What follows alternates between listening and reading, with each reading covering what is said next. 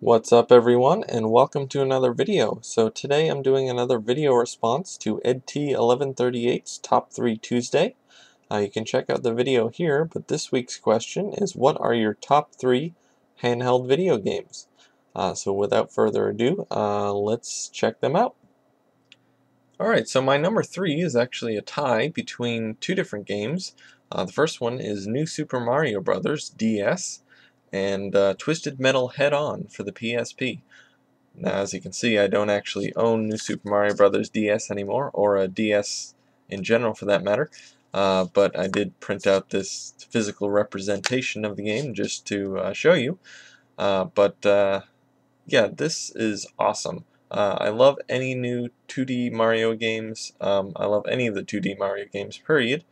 I've never been a big fan of the 3D ones. In fact, I don't like them at all. So anytime a new 2D one comes out, I'm all over it. New Super Mario Bros. DS is no exception. It is a fantastic game. So Twisted Metal Head-On, another really awesome game. It's a car combat game. For those who don't know, you drive around, shoot other cars, and try to move up in the ranks of the competition. And the story of it is that if you win the competition, you get anything you want from the proprietor of the competition, who is named Calypso. So yeah, I mean, even the storyline in this game is really cool. You wouldn't think for a car combat game a storyline would be that great, but is actually really fun to unlock the different cutscenes and endings for the game, and just a lot of fun overall. So yeah, this is my number 3 pick, or number 3 picks, I should say.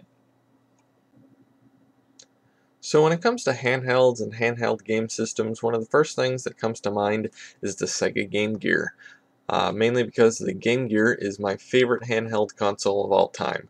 As a kid, I always wanted one of these, mainly because my sister at the time had one, and which was passed down from my older brother, and I always wanted one for myself. I had seen a poster that was actually with my sister's Game Gear, and it had a bunch of advertisements for different Game Gear games and Game Gear accessories, and I always thought it was so cool, and I just really wanted one for myself.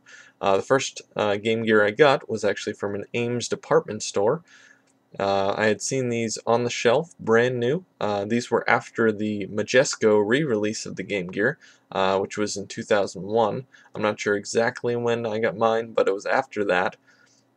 And I really, really wanted it, and I actually had the opportunity to get it because my birthday was coming up, and I had the choice actually between the Game Gear and a Game Boy Advance, and of course I chose the Game Gear, and I was really excited to actually get it. Unfortunately, I wasn't allowed to play it until my actual birthday, but it was still awesome to get. And that being said, my next two games, my top two handheld games, are both Game Gear games. Alright, so my number 2 game is Shining Force Sword of Haya, or Hyja, I'm not sure how you pronounce that, for the Game Gear.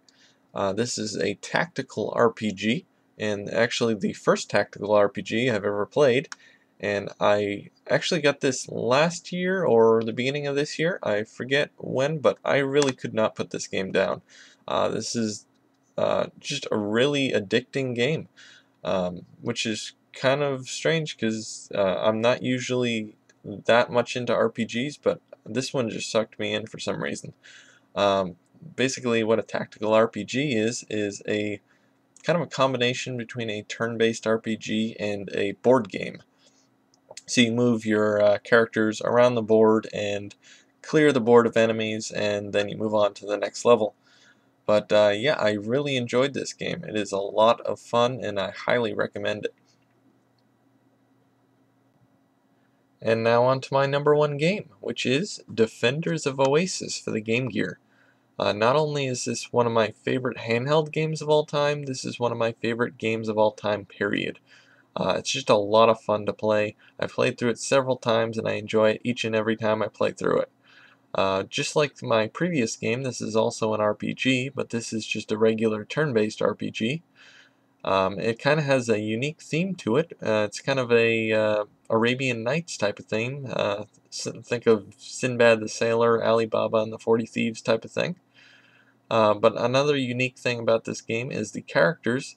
You actually play as a prince, but along the way you'll also be joined by the likes of a sailor, a thief, and even a genie of the lamp.